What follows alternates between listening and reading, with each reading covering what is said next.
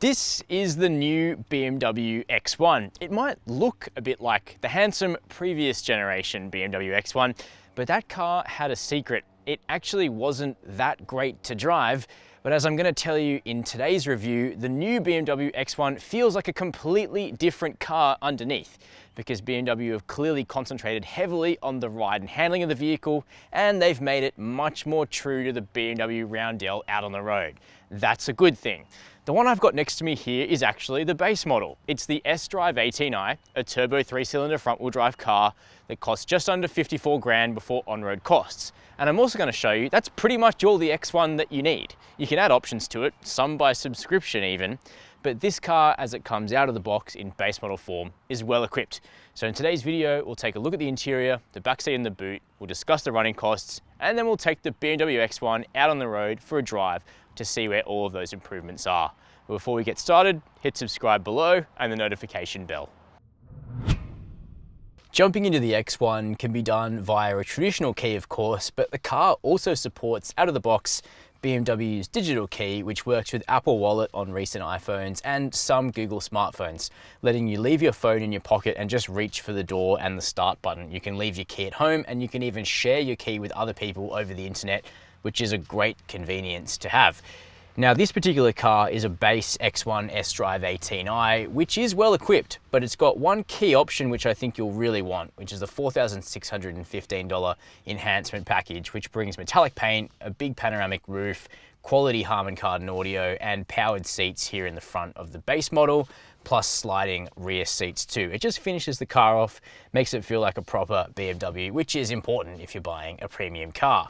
But as standard, you're getting a heap of kit even on the entry-level X1, including this Sensatec faux leather trim, which does a pretty good job of being faux leather.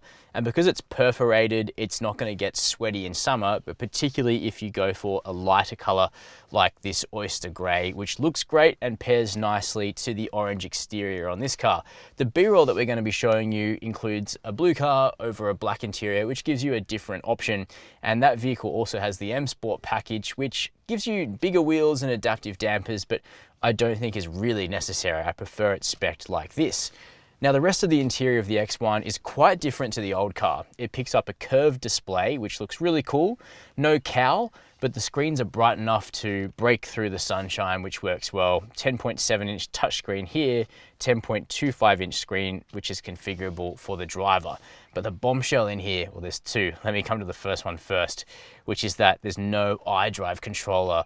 Big sad for the X1. Now, BMW is keeping iDrive in a bunch of new cars, including the next 5 Series, which hasn't even been revealed yet. But for their entry-level cars, they seem to be dropping it, which means no rotary dial here on this otherwise cool floating armrest. You've got to do everything through the touchscreen. It's fine, it works, but BMW's big advantage inside has always been that rotary dial, and to throw that away doesn't make sense to me. The second one is that there are some features that you can activate by purchasing them after you take delivery of the car, including heated seats and a heated steering wheel. Now, this car has them activated, but every single X1 is built in the factory with heated seats and a heated steering wheel. But on the base model, you have to turn them on later by paying through the BMW store. Now, they're not exorbitantly expensive. Heated seats are about $600 for the lifetime of the car, and the heated steering wheel is less, or you can buy them for 1 year or for 3 years.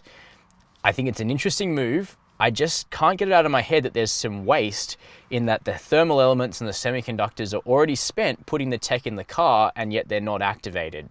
So you can let me know what you think down below in the comments. Otherwise, the seat is really comfortable. It holds you in nicely. It's a sporty seat, but it's still nice and comfy and supportive. And the view out of the car is really good. Plus, quality is high. Sensatec dash and door tops is standard. Really nice materials, leather steering wheel. It feels like a quality item inside and a level above a mainstream SUV. And that's important because it's not priced like a mainstream SUV.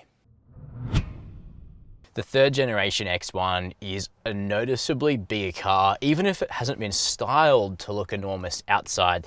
There's been a real stretch in the length, the wheelbase is longer, the tracks are wider, that should make it better to drive, and we'll find out in a sec. But the immediate benefit is for putting people here in the back, they've got loads of space. The front seat's in my driving position, I'm 6 foot tall, I fit in the back very easily. Lots of headroom, lots of legroom, lots of toe room. You could even get a third person in the center because the hump in the floor isn't that big.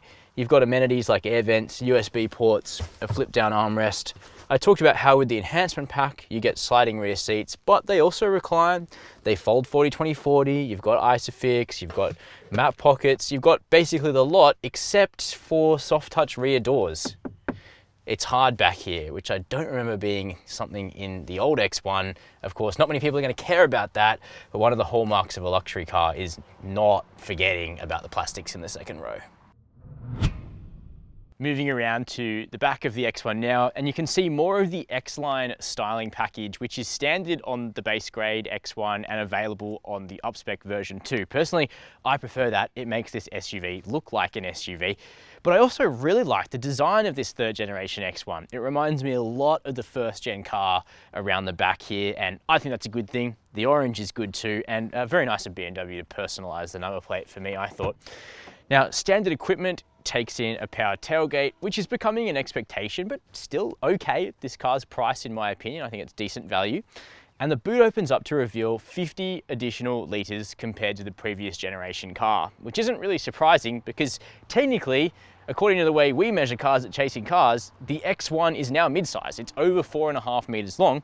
So you get a good sized boot, lots of space, bit of netting off to the side where we've got a first aid kit here, and extra storage under the boot floor where you'll find a tyre repair kit because this vehicle doesn't have a spare wheel, which may be annoying to some. We've got lots of hooks though, sturdy cargo cover, and those back seats drop 40-20-40. I like that feature. And buttons up here to close the boot or to close it and lock the vehicle.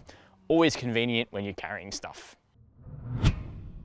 The big bombshell when it came to buying a new BMW in Australia has been, up until this point, their poor warranty. But BMW Australia has rectified this because the X1 is the first new BMW to launch in this country with their new 5-year unlimited kilometre warranty, which now equals the likes of Mercedes-Benz, Audi, Volvo, Jaguar, Land Rover, Lexus, virtually every other company that already did this. BMW has now caught up, and that's great. When it comes to fuel consumption, there's a bit of a difference on paper between the turbo 3-cylinder front drive car and the all-wheel drive turbo 4-cylinder car. BMW says the 18i will do 6.5 litres per 100 Ks. On my drive in the vehicle this morning, I got high 7s, so not that far off, but really only middle of the road. However, there is that all-electric version coming later, which would slash your running costs compared to the petrol, but it's more expensive. Now, what about insurance? In the last 12 months, the median budget direct customer spent $1,135 to comprehensively insure a new BMW X1. Everybody's situation varies, and your premium will vary based on things insurers take into account, like where you live, how you drive, and where you garage the car. And lastly, when it comes to servicing, BMW offers good value service inclusive packages across most of its range, and I've put the price of the X1's service plan on the screen now. So I said at the start of the video that I thought BMW have really improved the way the X1 drives. And that bears out on a road like the one I'm on now in country Victoria, which is a little bumpy, a little twisty, all the sorts of things that the previous X1 didn't really like. That car was okay in town, but when you found a country road that was a bit more challenging on the chassis, it didn't feel up to the same challenge as an X3, which sort of rides on a more expensive, sophisticated BMW platform, whereas the X1 shares its chassis with vehicles like the Mini Countryman and the BMW 1 Series hatchback.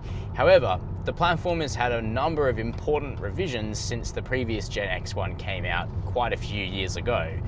And there's also important changes to the shape and size of the car. It's a bigger vehicle, it's longer, it's got a longer wheelbase, but more importantly, the track is 31 millimeters wider at the front and the rear, and that gives it much more stability on the road, and that's the way it feels.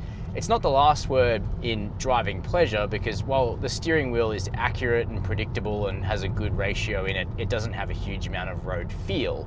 But what you do now have in the X1 is confidence to push on a country road, because the amount of grip in the chassis and in the tires is good enough that you kind of know what the car is doing at all times. The visibility out is also excellent, so you can set a good pace on a road like this. But importantly, the vehicle is still comfortable in the suburbs, which is of course where BMW X1s tend to spend an awful lot of their time. You can get adaptive dampers if you option the M Sport package, but the car also rides lower and has sort of like an M Sport profile in the suspension. So while I haven't driven that yet, I think that it probably would end up riding about the same as this, although I can't say for sure.